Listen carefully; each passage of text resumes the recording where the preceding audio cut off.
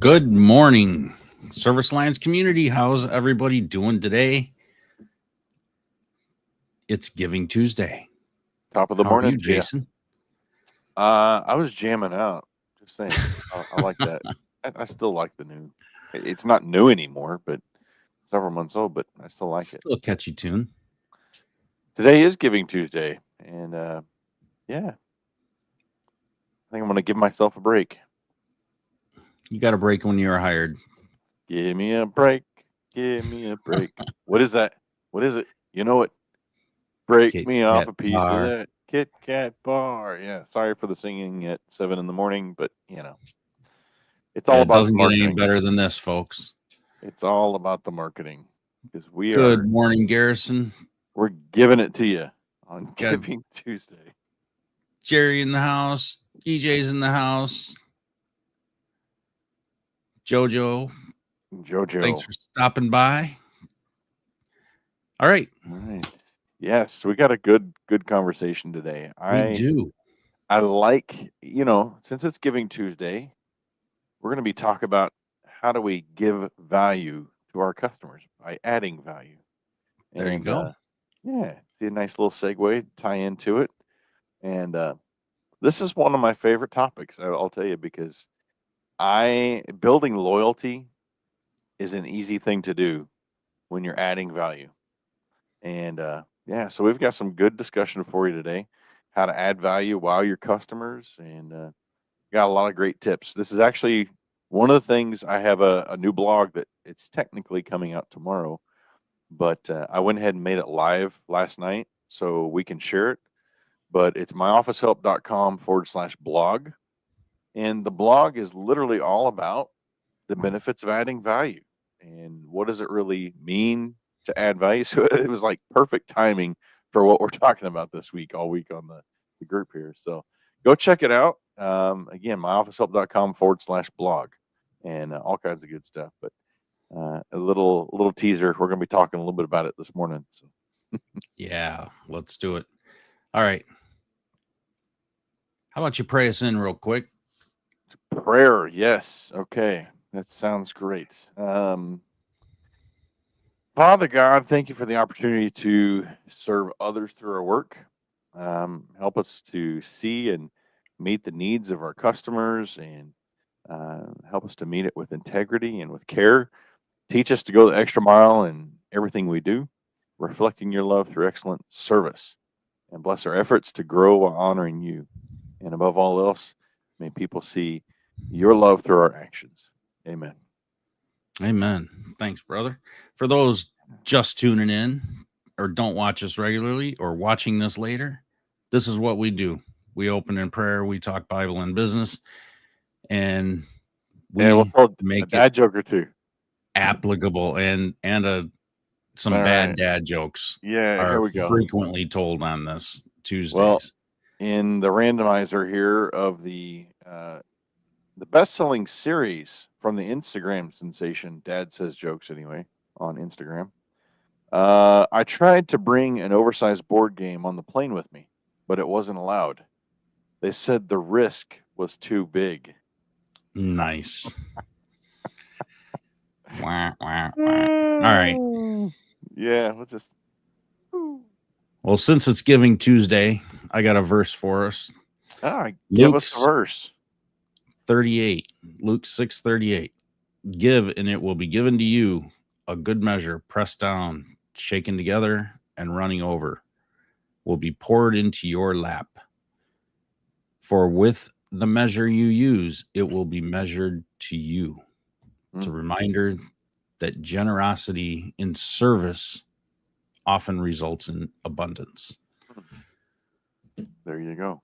It doesn't mean that it's an investment cash cow that you can put in and you're going to get more than that back in cash, but it's an investment in reaping what you sow. Good stuff. Good stuff. Well, Mike, how do you add value to your customers? To my customers? Real I was going to say in general or to my customers. It depends on who you add value. There's a big pause. Short answer, deliver more than I promise. Oh. It's that simple. So I don't promise anything. That way everybody's got low expectations. I almost said it the wrong way. Overpromise, under-deliver. No, it's over-deliver, under-promise. If you under-promise, then you'll always over-deliver, right? Right. Yeah. No, don't use that philosophy, people. I heard several times my wife's grandfather, who started our electrical business. I never got to meet him, but I actually had several customers tell me that he was always big on, the saying, do what you say you're going to do when you say you're going to do it for the amount that you said you're going to do it for. And so I always carried that philosophy in business. And sometimes I lost money, but many times I got an overabundance and was blessed for doing something a little extra. So yeah, keep that philosophy in your head. Do what you say what you're going to do when you say you're going to do it for the amount you said you're going to do it for. I think Larry Winget, he's an author. I got tons of his books here. I want to say it was in the book called it's called Work for a Reason is the name of his book, one of his books. And I think he even quotes that, if I'm not mistaken, in that book. So, yeah. He retired a couple years ago. His last post on his fan page, he's pointing up to a sign and says something about like, see y'all later, folks, or something like that. But anyway, I miss Larry. He was a fun one. Well, I think the first part to adding value and wowing your customers is really just understanding what your customers value, to put it in reverse psychology. If you just listen to them, how many times do we say in this thing, just listen to your customers? God gave you 2 ears and 1 mouth for a reason. You just listen to them, right? They're going to tell you their pain points. They're going to give you feedback through reviews or just the direct conversation of what their pain points are. They're going to tell you what they didn't like about the last person maybe they had out. Unfortunately, the last appliance repair person we had out, we didn't totally agree with them because they didn't go through the entire process of actually finding out what the problem was with our refrigerator. And they were just like, yep, this is the problem. It's like, how do you know that's the problem? You didn't diagnose it correctly. You didn't check it out correctly. And so if they would have just listened, but that's my 2 cents. That's a whole other conversation. I don't want to get into that too much. What about you? They weren't part of our Alliance community. They didn't know any better. I'm telling you, I'm not going to say their name, but my George, they need it. They need you guys. They need SOPs bad. Doesn't everybody? That's okay. Let's go on to the next subject. Understand what your customers value, right? So pain points, etc. Focus on. What are some things you could focus on, Mike? What do you think? Adding value through service enhancements. That's what you could focus on. Okay. Offer complimentary services. Yeah. Not free services. Complimentary. Yeah. Just a quick inspection of another appliance or maintenance tip during their visit. Obviously, I mean, this is elementary stuff. We all know that we should be doing this, right? But here's the thing. If you take a consultative approach in everything that you do, not a service fix-it approach, be a consultant. You're there to consult the people, and they will appreciate that more. And it's going to position you as the expert. Yeah, an honest service expert, not a salesman. Absolutely. They're gonna see you as the authority, that you know what you're doing, that you're helpful. And I think that's the number one key thing, is being helpful. Yeah. So give your best. It's not going to hurt your business. They're not going to go out and fix everything that they, that breaks on their own. Even if you tell them this is an easy fix. I mean, a lot of times we're guarded, right? it doesn't matter. I mean, I was talking to my buddy last night, and You were I'm talking to like, me last night. What? hey, I need all. He's basically like a handyman, right? And I'm like, I need all this stuff done around the house. He's like, why don't you just do it? And I'm like, I can do it. I just don't want to. And the time it's going to take me to do it, I could be at my computer serving my customers Yeah. and getting other things done, right? And for me, that was more valuable. Yeah. And other people as your customers, they may be able to do a lot of things, but maybe they just don't want to. Maybe they just don't want to mess with it. And they just want someone really good to come in and get things done, and then they know they're going to be taken care of. I mean, you hit on And the nail on you the can head. It's a convenience thing. You know, like you said, you could be serving your customers better. absolutely. You're saving time, but yet you're investing your time in where you can make the most money and hiring somebody that can do. Yeah, it's a perfect example of, we said this before. I had a business coach that said if you are under $2 million in revenue, you should be outsourcing as much as you can. So your office help, your Mm-hmm. bookkeeping, answering your phones, marketing, website, stuff like that. It may add up, but think about the time that you could be out there running 3, 4 good quality calls and making money. I still You're find the it amazing. visionary of your business, and if Yeah, all those remedial little tasks are taking up your time, you cannot be the visionary. You yeah. cannot move your business forward. It So still it's buy amazes back me your that time. appliance repair techs, they run 7, 8 plus calls a day. That floors me because like running 2 to 3 calls a day to me as an electrician was just like that's a lot, right? And I would schedule 2 if I could run a third one. I would because I would slow down. And I offered, one of the things adding value through service enhancements. It was a free safety evaluation, right? It's included with the dispatch fee for coming out or your consultation fee or whatever you want to call it. It was a 10-point checklist, right? So I just went through and looked at things, and I was just doing it while I was, doing my diagnostic stuff. So it's not like it was actually taking me any more time to do it.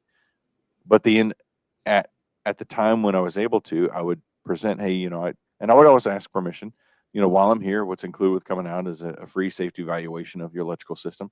If I should find any concerns, would you like me to let you know about those, or just go ahead and make some notes, keep them to myself? And they'd always say, yeah, let me know about them. I have maybe 1 or 2 people in 25 years that said, no, I don't want to know about that, or why are you doing that? It was always, yeah, let me know. I appreciate it. And so I just felt like I wasn't doing my job if I'm in somebody's attic and I saw a potential fire hazard, open splices or, knob and tube wiring that was crinkling and stuff. I feel like I wasn't doing my job if I didn't at least inform them about it. Here's a picture. Here's what I found. I know you can't come up the attic, but this is an unsafe issue that could potentially cause some problems. Would you like me to fix it? Here's the solution for it, right? It's as simple as that. It's an added value. It's not a selling technique or, it's something that offered solutions that genuinely address the needs rather than pushing unnecessary crap, right? Again, Mm-hmm. honest service expert. So, How many of you actually, maybe you go in, you're working on a fridge. How many of you actually wipe down the front of the fridge if it's a stainless fridge? oh, I stainless. mean, when you're done, you see there's fingerprints all over it. You pull out some freaking cleaner and you just clean it real quick. Leave it better than when you came in, right? Or you're fixing the laundry machine and you kind of clean it up. Maybe you, I mean, some people you can't. I understand that. But leave the space better than you left it. It's like when you take your car into a shop or something, especially a body shop, they will clean your car for you inside and out. And it just makes the experience better when they pick up the car.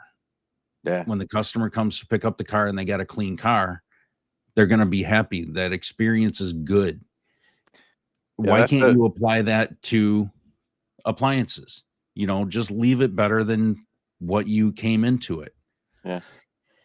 My cousin Bobby owns a body shop, and when you said that, it reminded me of him because every time that we've taken our vehicles to him, whether it be for a $500 fix or a $5,000 fix, which unfortunately there's been a couple of those this year, he does a full detail on the vehicle inside and out, and it's just something that was very impressive, right? Um, I know a cool little tip for you. I used to keep like citrusy type of cleaners, so the citrus rags that I would wipe down my surface area with after I got done working. But I would always ask, again, asking permission. Hey, I've got some cleaners that as I'm doing work, I like to clean up my area if I've made any messes. It tends to be a little citrusy. Is there anybody that's got any allergies towards, those kinds of smells or anything? Believe it or not, there's people that do have, they're sensitive to smells like citrus or certain types of cleaners. So my mother-in-law, she's got some allergies towards, it's like lavender or something like that. But um, so use them, but ask, right? Because there's two sides to this. If you don't ask, they don't know what you're doing, right? So if I just go clean up the area and it looks nice, that's great, but I didn't point it out. It's a huge point to point it out because then they know later, if they're going to write your review or whatever, and you're going to ask them, hey, can you write a review? They're going to remember, hey, yeah, he cleaned up, point it out, right? If you're doing those little added things, point it out to them. Absolutely. Yeah. I think another big one is like educational stuff. I have one sitting right close to me, but I call it coloring book for an adult. But it had all kinds of information. And I hate the word upselling, but it was things that I used to help educate people to make an informed decision. That's the long way of saying upselling. But it would talk to them about the safety concerns about, certain types of outlets or their electrical panel or the meter service or surge protection. And then it'd talk about their warranties, and they would talk about maintenance agreements, right? So it was a leave behind. Each one of these booklets cost me about $6 to create and make.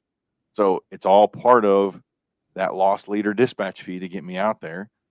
But I sold so much out of that book by educating them about it.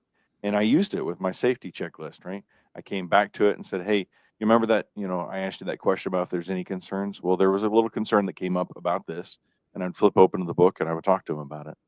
So there's ways to make them inexpensive, but this was a really nice full-size 8x10 booklet that we created that was stapled in the middle and everything.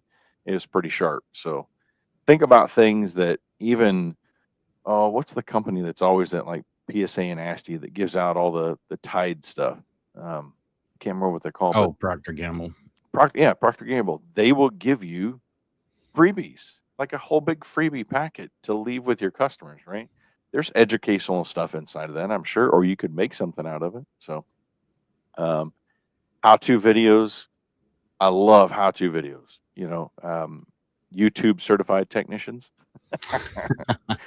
But simple stuff, like how many times have you went into a customer's house and that stupid lint tramp is full, right? And if you just maybe show them or teach them, hey, if you'll just take your vacuum cleaner out, occasionally, and just right here around this edge here, vacuum this out. Our kids, by George, lint traps. I don't understand why it's so dang hard to clean out a lint trap. Oh, that's another conversation for another day. So, yeah, what about you? What are some other added value things that you could think about, Mike? I think you covered a lot. Yeah. I think upselling with integrity. Let's get into that. Yeah. Focus on products and services that genuinely benefit the customer, such as extended warranties, maintenance plans, premium upgrades. There's a lot of different ways that you can offer upgrades.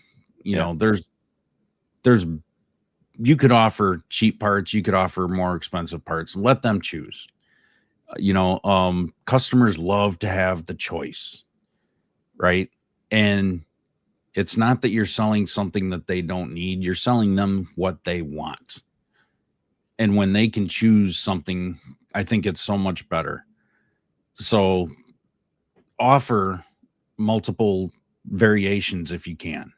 Not every case is going to be this way, but if you can offer somebody multiple choices, allow them to make that good choice, then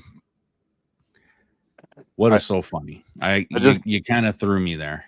I just got a text message from somebody who just sent me a picture of their lint trap.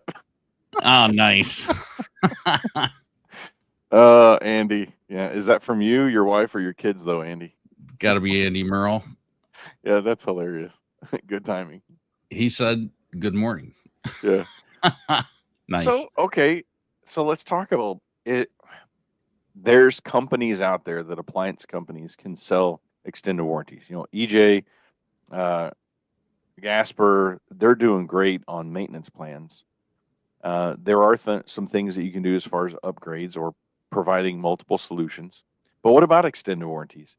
I'm not an appliance guy. I just Googled it, and like American Home Shield, First American Home Warranty, Cinch Home Services, Select Home Warranty.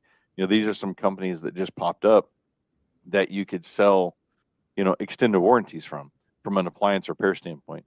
Anybody out there got any experience with something like that? Selling an extended warranty for an appliance as a repair technician? I'd be interested in knowing that answer because I know I cannot remember the name of the company, but TK. Mm-hmm. We have to ask him. He actually is doing that, and he's hooked up with one. Okay. Well, and he said it was a pretty good experience working with that company. Well, TK, my challenge for you is Friday. So come back on Friday, watch the morning grind with TK, and TK is going to talk about extended warranties. I'm going to challenge. Yeah, you'll have to ask him. Make sure you ask him about Yeah. selling those extended warranties. I know that there are companies out there that you can resell their stuff, like an affiliate or some other type of partnership. But just having additional things to offer. CPS warranties, EJ said. EJ pops on CPS That's warranties. It. That sounds familiar. Okay. So thanks, EJ.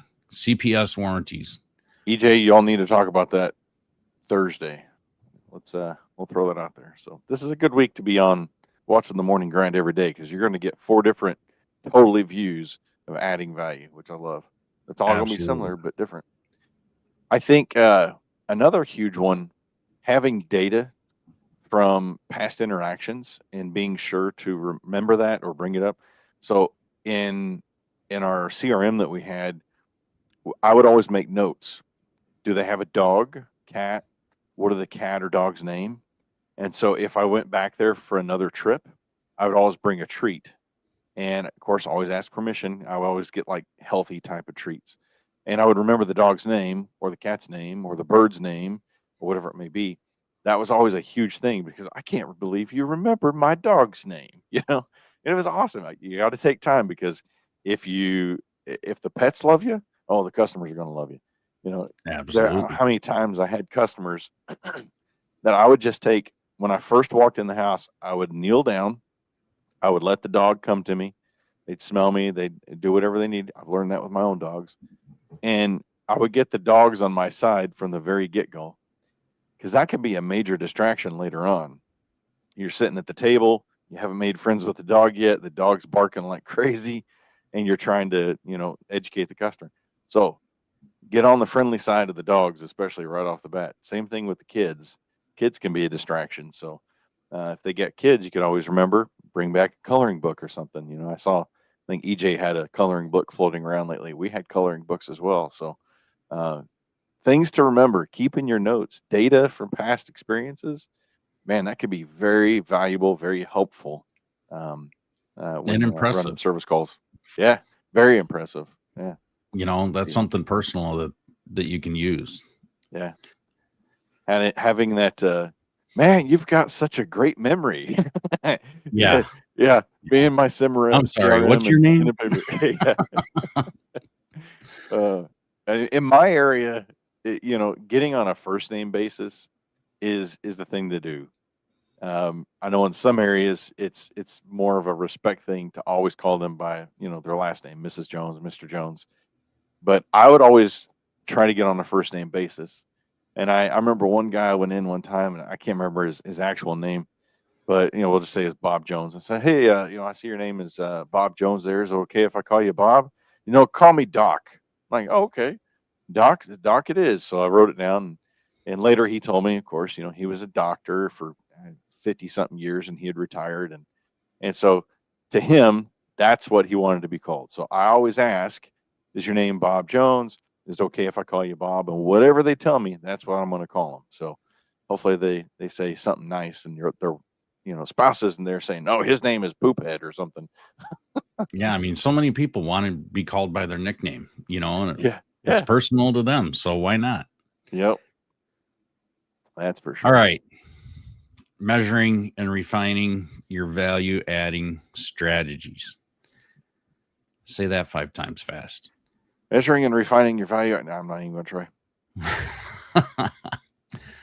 Track customer retention. How many of you actually know your retention rates? 69%. How many of you actually know your recurring customer rate Yeah. of all the customers you have in your database?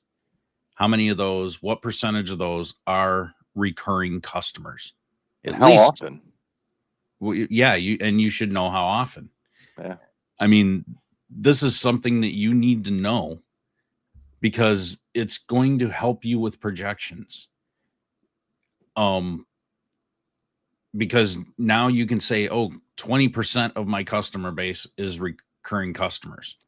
Yeah. How can I get the rest of that 80% to be recurring as well? Yeah. So now you know which segment that you need to focus on. And maybe it's because you didn't offer enough added value. Maybe you didn't give enough. Maybe you didn't impress those people. Why are they not calling you back? How Yeah. long has it been since you did business with that list of customers?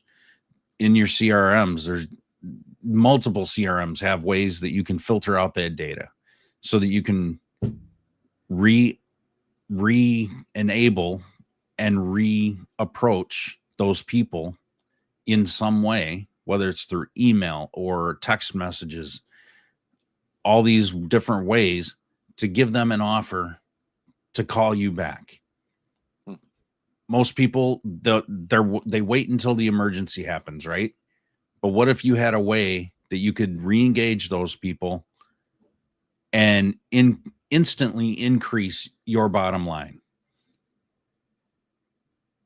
A lot of people don't even realize they've got a massive list of people that they can re-engage that will increase their revenue. Yeah. Year over year after year, and nobody does it. Yep. I know in the electrical world, it was people would call an electrician one time out of every 9 years. So they would need an electrician once out of every 9 years. So I just Googled it for the appliance world, and that number was a few times a year. Man, what an opportunity that a customer needs you a few times a year. I'm going to say 2 to 3 times a year because I don't know what a few means to Google, but we'll say 2 to 3 times. So I broke it down even more. How often should I service my appliances to avoid repairs? And it said about once every 3 years. That seems pretty low to me. I would have thought it would have been more than that, but there's your couple numbers to consider. A You few need more times a often year, than that. people need you. But even Google's saying that you should service your appliances. So what does that mean, right? Going back to your checklist, what are you willing to do to add a little bit of extra value to take a look at an appliance, to see what it may need to help them with preventative maintenance, right? And if you need to get paid for that, well, I would do 2 different things with I had the 10-point safety evaluation, and then I had made a 50-point safety evaluation that was reserved for my maintenance agreement plan members because it took me a little bit long. It took me about twice as long to do that plan. So I would get paid to do that one, right? So what are some of those value adding strategies? Yeah, that's got my brain I mean, offer wheels rolling again. some make an offer. If you want to re-engage that audience, your past customers, and you want them to continue bringing you back, make it worth their time to pick up the phone and call you. Yeah. Because no one's just gonna, they don't care. There's no loyalty. They've used you once. That doesn't mean they're gonna be loyal to you. Yep. You need repeated visits and repeated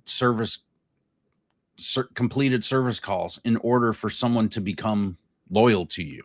Yep. You need that repeat interaction for someone to be loyal to you. So how do you do that? Offer them an incentive. They've already become your customer once. You've given them no discounts. But you know what? If you want someone to be loyal to you, they're going to expect a discount. Let's face it. They're going to expect something. Even if it's not a discount, they're going to expect something over and above what they're paying for.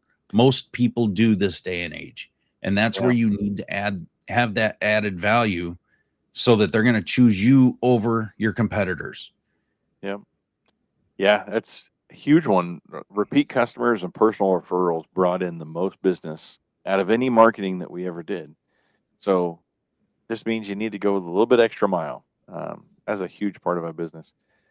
Regularly review your strategies to identify what's working and what doesn't. And the best way to do that is just sit down with your team, right? Your boots out there on the road. What are they saying? What's working, right? Get their feedback. Maybe once a month, just sit down and talk to them. Hey, what's the conversation's been like? What's working? What's not working? And adjust. Yeah, and I mean, if you're not tracking any of this stuff, there's no way that you can know what's broken and what you need to focus on. Yeah. And I think that's the number one thing that people miss is they don't look at the data and read it and understand it properly. So if you don't know what's broke, how can you fix it? Yeah. Well, once again, I'm going to put a plug in then for the blog on our website because it really hones this in a little bit more. So go check out myofficehelp.com/blog. This has been a good one. And hopefully we've added some value to your morning. And we, let's see, you've got a mastermind coming up December 21st. Mastermind on smart budgeting. So Zach's leading that up. So make sure you're there. If you're an all access member, go get registered today. Very cool. That you can get the link. You got to be registered for these things to get the link. Go pay the fee. If you're not an all access member, go sign up. Then you can get the link. Yeah. So pay the fee and then pay the other fee. Pay the actual fee for being an all access member. Pay the free fee. Like, share, and subscribe to our channel. And we will see you next week, everybody. Have a good one.